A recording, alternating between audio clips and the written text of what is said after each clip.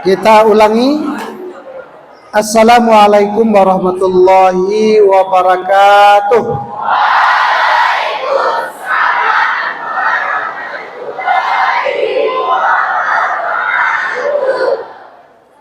Bagaimana kabar anak-anak semua, sehat?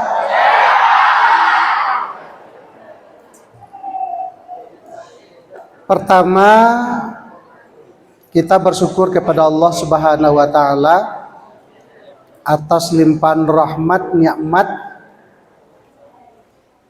pagi menjelang siang kita bisa bertemu di acara pesantren Ramadan.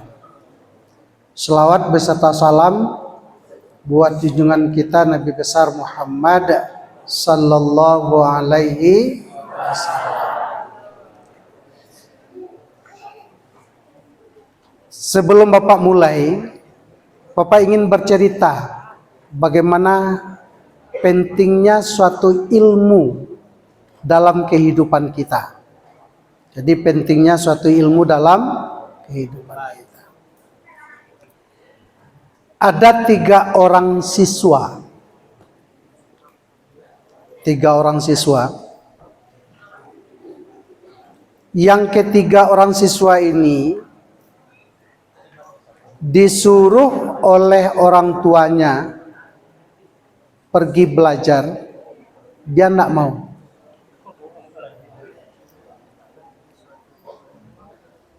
Disuruh pergi belajar, dia tidak mau. Akhirnya apa? Hari berganti minggu, minggu berganti bulan, bulan berganti tahun. Karena sudah berganti tahun, yang sebaya dia itu sudah selesai pendidikannya. Lah tamek SMA, tamek SMK, tamek MAN, inyo ndak tamat. Sehingga apa? Dia ndak bisa tulis baca. Menulis ndak bisa, membaca ndak bisa. Tetapi karena dia itu sudah badannya besar, di kampung tidak ada pekerjaan, teman-teman tidak ada yang mau bergaul dengan dia, dia memutuskan untuk pergi dari kampung. Untuk pergi dari kampung. Apa katanya kepada orang tuanya? Yah, saya besok mau pergi merantau. Kemana kamu mau berantau? Ke Pulau Jawa. Kata ayahnya, kita kan tidak punya keluarga di situ, tidak punya sanak famili di situ, tidak punya teman. Siapa yang kamu ikuti? Katanya, dicoba saja dulu.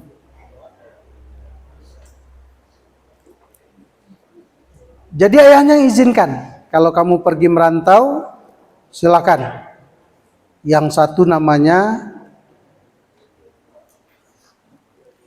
Zaki, yang 2 namanya Khairul, yang ketiga namanya Ihsan. Zaki, Khairul, Ihsan. Di dalam perjalanan sudah naik mobil. Di atas mobil yang Zaki, Ihsan, Khairul tadi berbincang-bincang. Apa yang dia bincangkan? Kita mau merantau ke Jakarta, belum pernah ke Jakarta, tidak ada orang yang kita ikutin, keluarga tidak ada. Bahkan kata Ihsan, saya itu juga yang saya bingungkan. Karena nanti di Jakarta itu bahasa orang tidak sama dengan bahasa kita. Dia pakai bahasa Indonesia, kita tidak bisa pakai bahasa Indonesia. Jangan ke bahasa Indonesia, bahasa kampung saja gagap. Terus berpikir, apa kata Khairul? Begini saja, Zaki, Ihsan, kita kuasai satu bahasa. Satu saja bahasanya, bahasa Indonesia. Satu kalimat.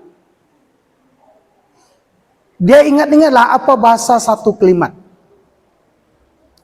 Kata Zaki tadi mengatakan, saya dapat satu bahasa Indonesia. Apa itu? Kalau bertanya orang nanti di Jakarta, mengapa kalian ke sini? Saya jawab, sesuka hati kami. Apa kalimatnya? Mengapa kalian ke sini? Jawabannya, sesuka hati kami. Dia hafal terus. Sesuka hati kami, sesuka hati kami, sesuka hati kami. Kata Khairul, saya kalau satu dapat juga. Apa itu? Kalau dibawa mampir orang, ucapkan terima kasih. Jadi kalau dibawa mampir, terima kasih banyak. Terima kasih banyak. Sudah 2. Kata Ihsan, saya dapat pula 1. Apa? Berapa orang kalian ke sini? Jawabannya, kami bertiga. Kami bertiga. Jadi yang pertama apa jawabannya? Sesuka hati. Yang kedua, terima kasih banyak. Yang ketiga, kami bertiga. Mobil terus berjalan sampai di Jakarta. Kalau dulu turun di Jakarta itu adalah Pulau Gadung. Sampai di terminal Pulau Gadung itu, kata supir, naik, seluruh penumpang harus turun di sini karena ini terminal akhir. Ya turunlah, pakai tas masing-masing. Setelah turun, dia lihat kiri kanan, mau kemana lagi? Jalan tidak tahu, baru 1 kali itu di situ. Jadi kata Khairul, sekarang begini saja, kita turun, duduk di trotoar sambil berpikir apa yang harus kita berbuat. Sedang duduk-duduk di trotoar dia, terdengarlah pekikan dari seberang jalan. Teriakan, tolong, tolong, tolong katanya. Pas melihat tolong, rupanya ada orang tua yang sedang berurusan dengan maling, dengan perampok. Apa kata perampok kepada orang tua? Mau hidup, mau mati? Kalau mau hidup, serahkan seluruh barang kepada saya. Kalau mau mati, hadapi kami. Dia pakai golok. Melihat orang tua terancam, maka yang bertiga tadi berdiri. Yang niatnya itu adalah untuk menyelamatkan orang tua yang sedang dirampok. Karena perampok tadi melihat ketiga-tiganya badannya besar-besar, kekar, takut dia. Tanpa pikir, perampok tadi diambil golok, dibacok orang tua tadi. Pas bacok, di lehernya ini putus. Barangnya dibawa, kabur. Orang tua tadi meninggal, yang bertiga tadi menemui orang tua tadi. Setelah sampai di tempat orang tua tadi, yang meninggal tadi sedang bergelumuran darah, apa kata si Zaki? Kita selamatkan orang tua ini. Kita mau menyelamatkan, mau kemana diantar? Kita kan tidak tahu alamatnya. Coba lihat KTP-nya. Dapat KTP? Tidak bisa baca. Akhirnya apa? Kata si Ihsan, begini saja. Kamu pegang sebelah kepala, saya pegang sebelah tengah-tengah, saya pegang kakinya. Diangkat. Ketiga-tiganya berlumuran darah. Sewaktu diangkat itu berlumuran darah, datanglah mobil patroli. Polisi. Apa kata polisi? Ada pembunuhan. Turun polisi, selamat pagi Pak, pagi. Bertanya polisi, siapa yang membunuh? Takana dek dan seorang tadi kalimat, kami bertiga.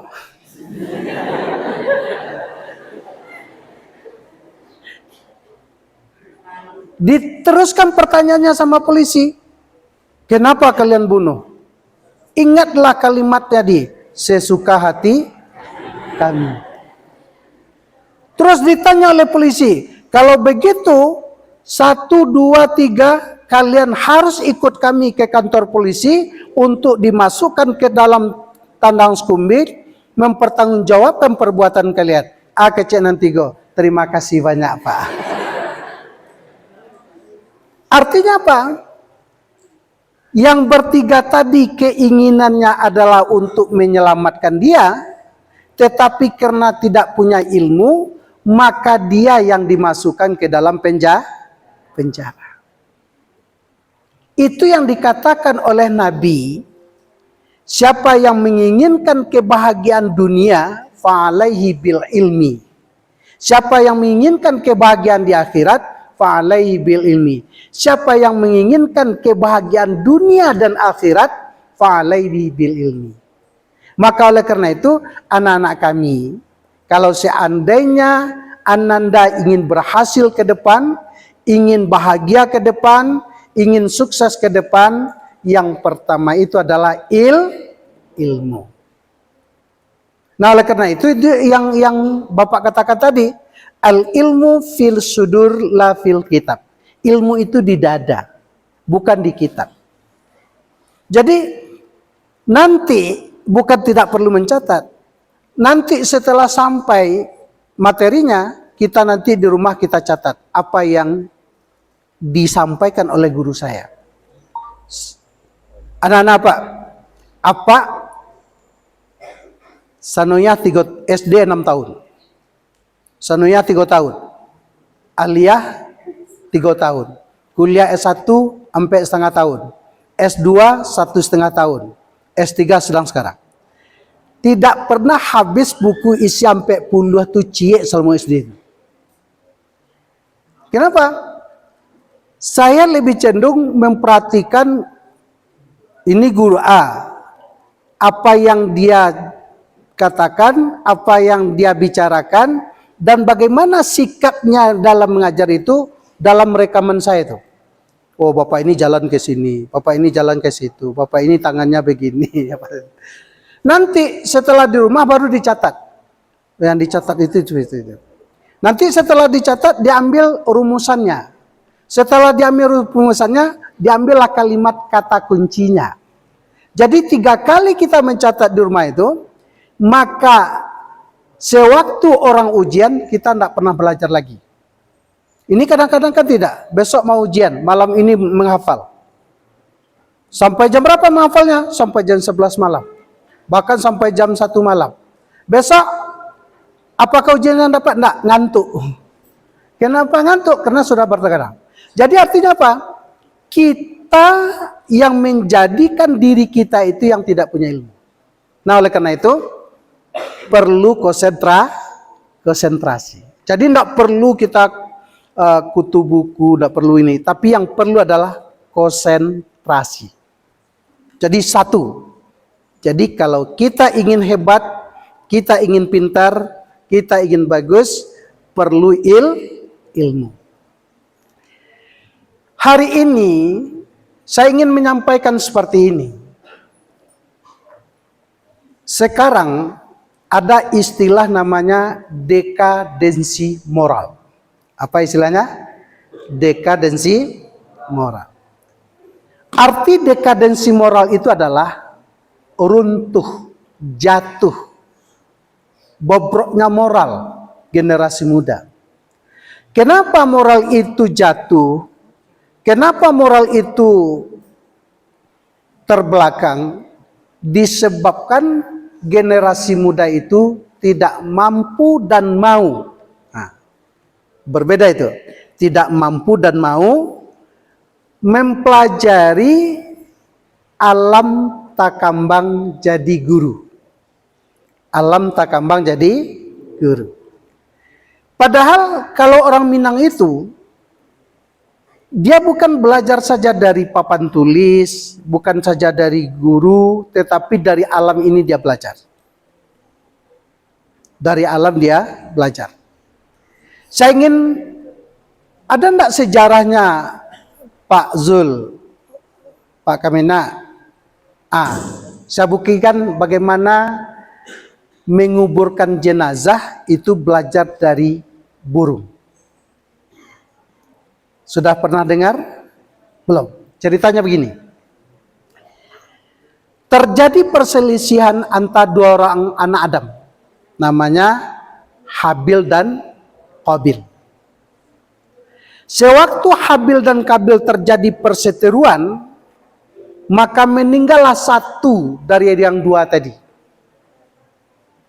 Setelah meninggal, apa katanya? Ini sudah meninggal, bagaimana saya cara menguburkannya? Karena belum ada contoh sebelum itu. Apa yang diturunkan oleh Tuhan? Yang pertama, diutuslah 2 ekor gagak hitam. Sewaktu berada di depan Habil dan Qabil, maka burung itu berkelahi.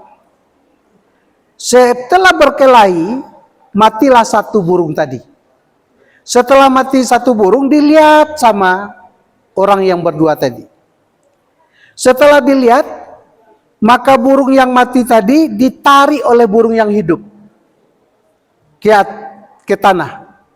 Setelah ditarik, digalikalah lubang dek paruhnya tadi. Setelah digali lubang dengan kakinya, dengan paruhnya, maka dikuburkanlah yang satu tadi, ditimbun dengan tanah. Apa kata anak Adam tadi berkata?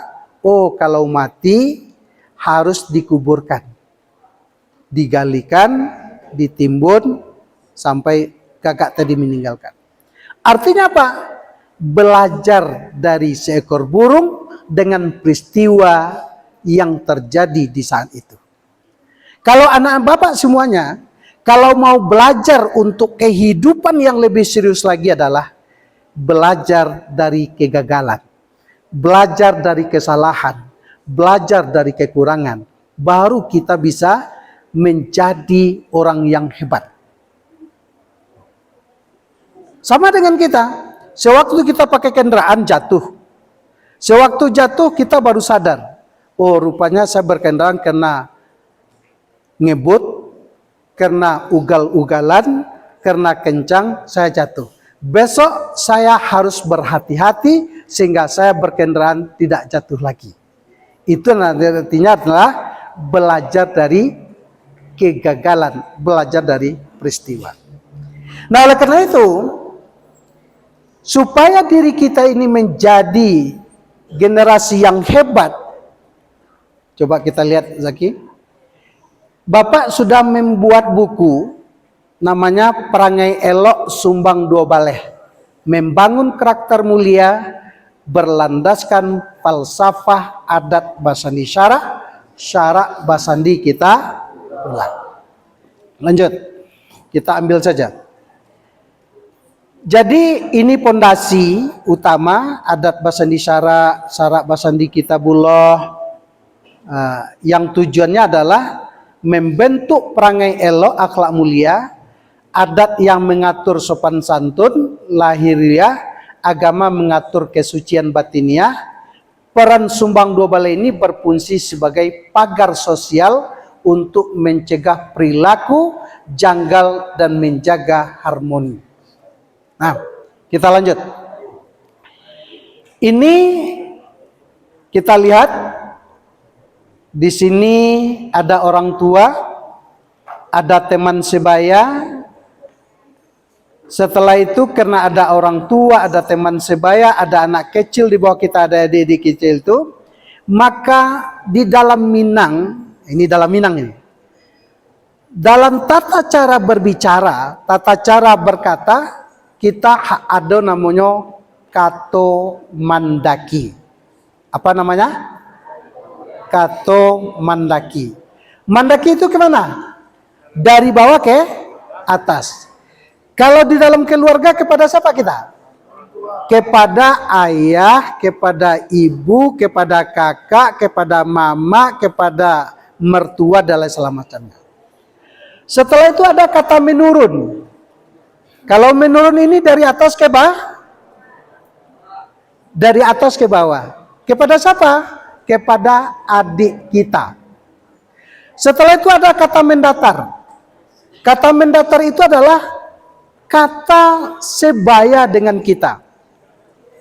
Umurnya sama, sekolahnya sama, pendidikannya sama, jadi mendatar. Setelah itu ada kata melereng. Jadi ini ada jalan ke atas, di kiri kanannya itu lereng. Jadi artinya ke samping. Dengan siapa bahasa ke samping itu? Dengan bisan, dengan anak mama, anak itu segala macamnya.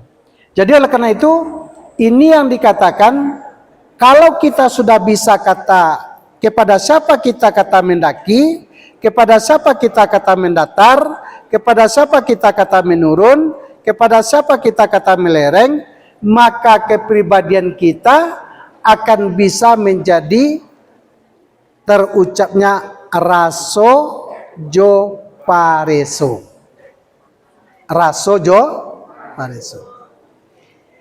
Saya tes sekarang. Kalau ada raso dewa, guru sedang menerangkan pelajaran, awak meraso awak murid. Sewaktu awak menjadi murid, saya harus tunduk dan patuh pada guru. Itu rasa. Kalau seandainya awak ambil telingo betul, dijuji telingo kau, sakit atau enggak? Kalau sakit, berarti teman diambil telinganya sakit, raso. Jadi raso jo pareso. Jadi raso jo pareso. Lanjut. Nah, sekarang coba lihat ke layar. Sumbang, ada sumbang 12, sebenarnya banyak sebelumnya. Yang pertama dulu sumbang duduk.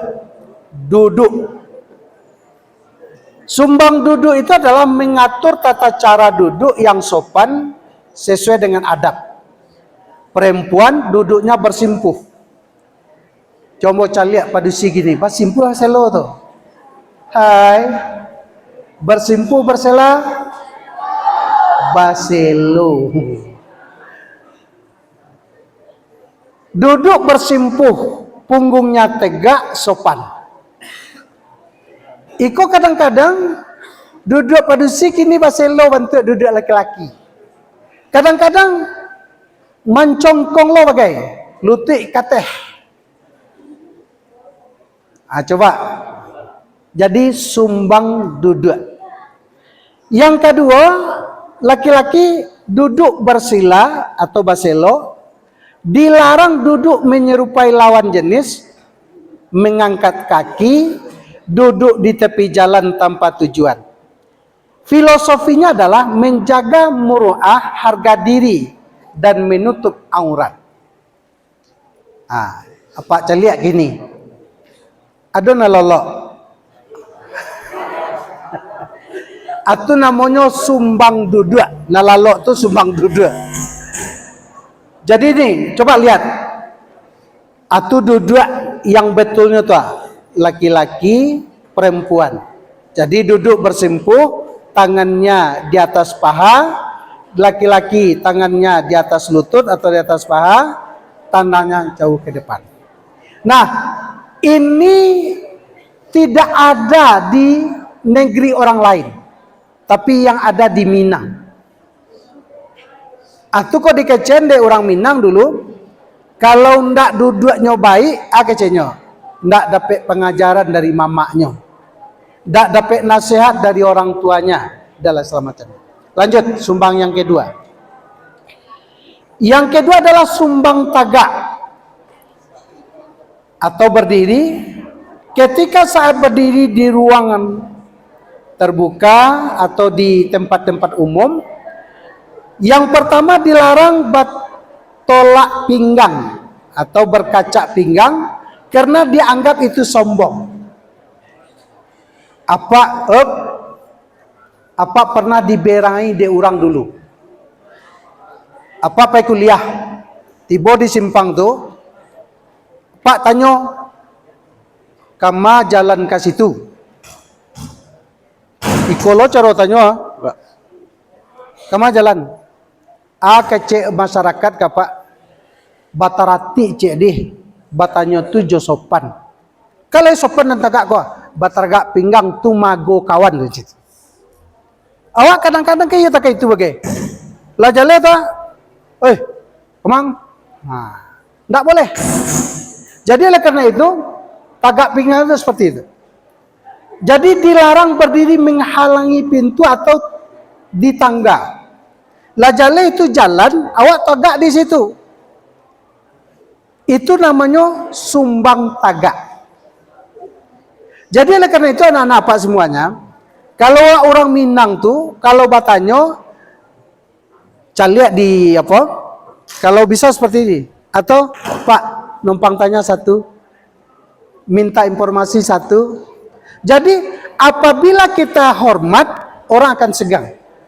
Apabila kita tidak hormat, orang tidak akan segan. Nah oleh karena itu, filosofinya adalah mengamalkan ketawaduan, rendah hati, dan tidak mengganggu orang lain. Jadi kadang-kadang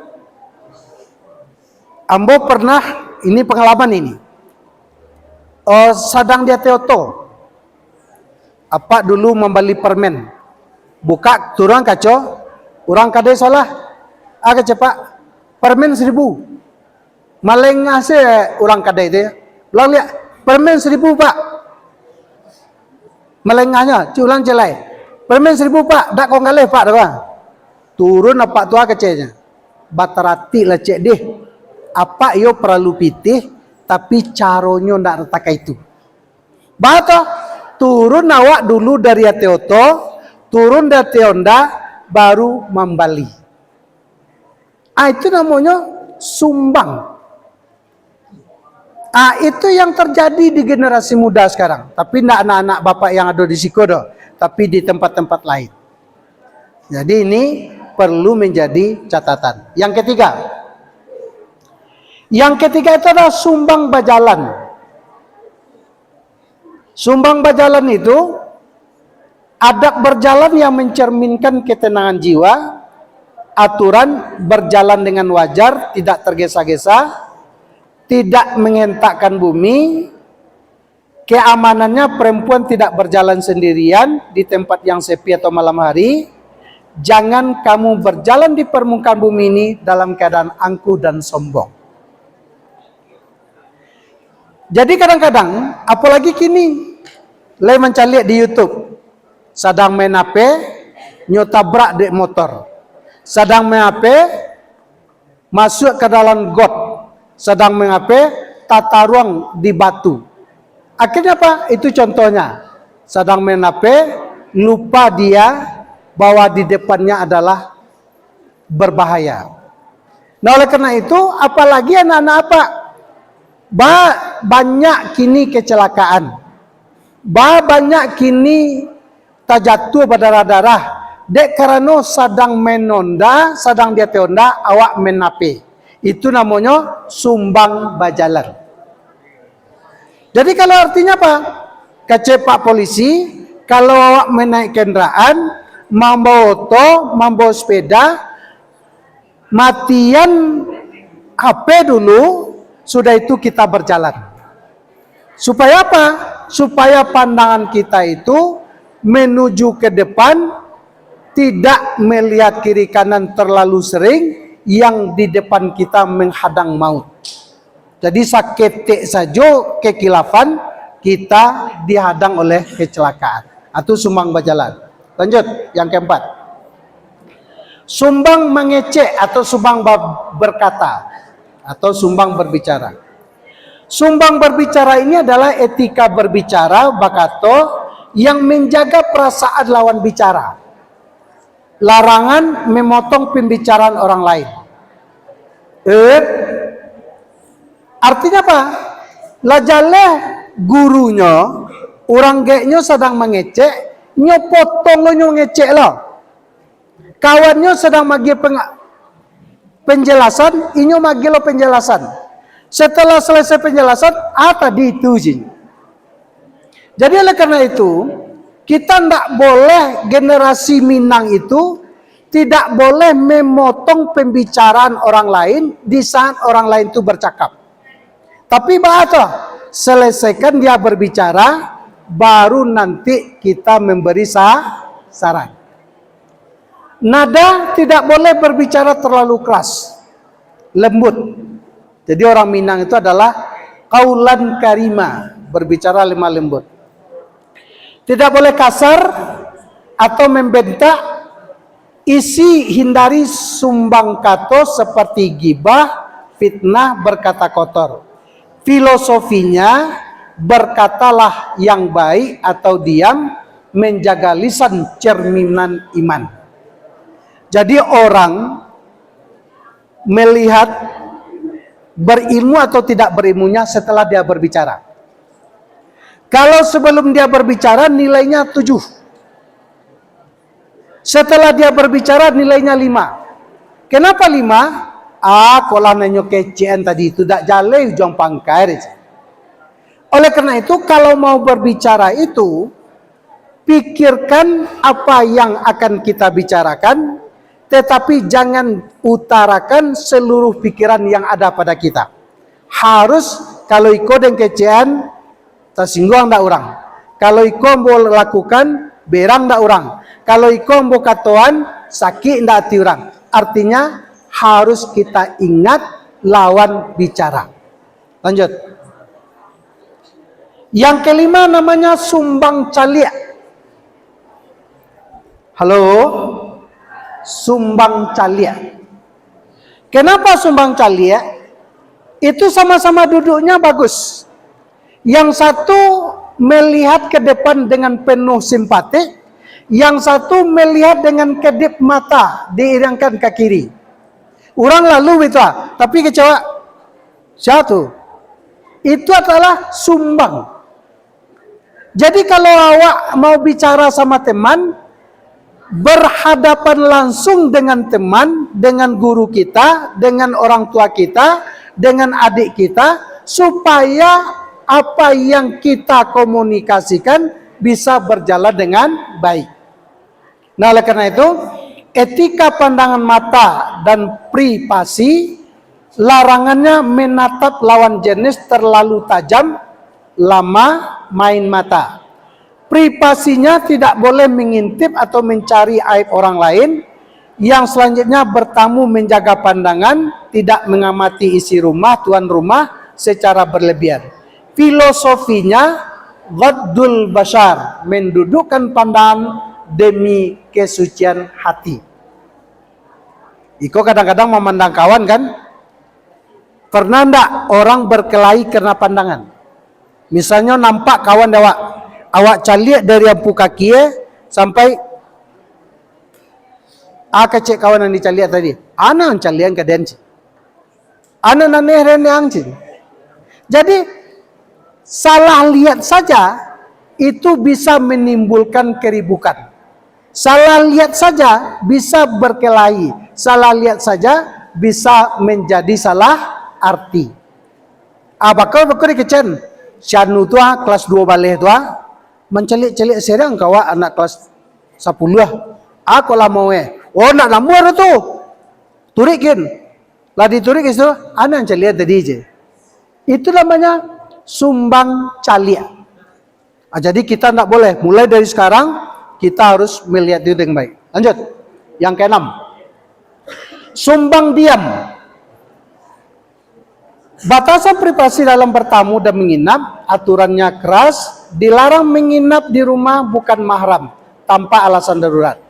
Batasan, memisahkan ruang pribadi keluarga dan tamu, etika, perempuan tidak pantas satu rumah dengan laki-laki bukan suami atau tanpa pendamping, tujuannya mencegah kalwat berdua-duaan, karena itu adalah fitnah. Contoh, orang bertanya kawak, bakok takai itu awak niang saja. Bakok itu nawa apa buat awak niang saja. Dengan diam seperti itu sumbang. Sehingga kenapa sumbang? Karena timbul fitnah. Timbul pikiran-pikiran yang tidak baik. Nah, oleh karena itu kalau orang bertanya kita harus menjawab. Tidak boleh diam 1000 bahasa tetapi bisa mendatangkan arti yang negatif. Lanjut, yang ketujuh, sumbang pakaian. Jadi berpakaian sumbang. Jadi adab berpakaian sesuai dengan norma kesopanan dan syariat. Larangan pakaian ketat, transparan, menampakkan lekuk tubuh. Ini bagi wanita-wanita ini. Kadang-kadang berpakaian olahraga itu sama dengan pakaian laki-laki sehingga mengundang fitnah. Atau laki-laki pakaiannya lututnya baca biak, paunya baumpang, dan di bawahnya ketat segala macamnya. Tidak boleh. Atau nampak-rusi, lai pakai jilbab, tapi Maria nampak aja, abuak nampak aja, itu tidak boleh. Jadi artinya apa? Berpakaian harus menjadi perhatian kita bersama. Hindari pakaian mencolok atau berlebihan. Identitas pakaian sopan adalah identitas kemuliaan diri. Jadi mulia, orang berpakaian itu menjadi mulia. Orang berpakaian itu menjadi hina. Nah, jadi ini yang perlu. Lanjut. Sumbang karajo. Bekerja. Etika dalam memilih dan melakukan pekerjaan. Satu, perempuan hindari pekerjaan yang mengeksploitasi fisik, tubuh atau menyalahi kodrat. Contoh, manjek, itu jam padu sila dan cubuan itu.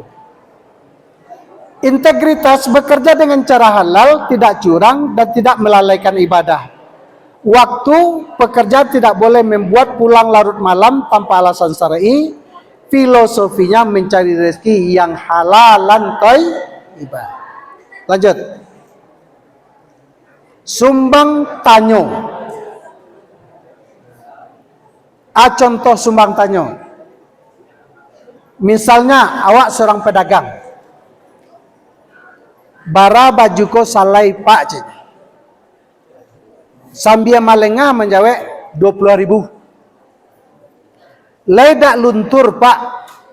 Nggak tahu kami, tanya ke pabrik. Itu namanya sumbang tanyo. Jadi artinya apa? Etika mengajukan pertanyaan agar tidak menyinggung prinsip tahu dinan ketujuh, paham dengan apa yang pantas ditanyakan. Jadi itu batanyo kok, bantuannya murah tapi sulit. Jadi oleh karena itu Bapak dan Ibu, mari secara bersama-sama. Larangan bertanya untuk menguji guru atau orang tua, atau bertanya hal terlalu pribadi atau kepo. Waktu jangan bertanya saat orang yang sedang sibuk atau makan. Lajale orang tu sibuk, awak bahasa sanjo bertanya. Atau orang tu sedang lama makan, bertanya dak beranti-ranti.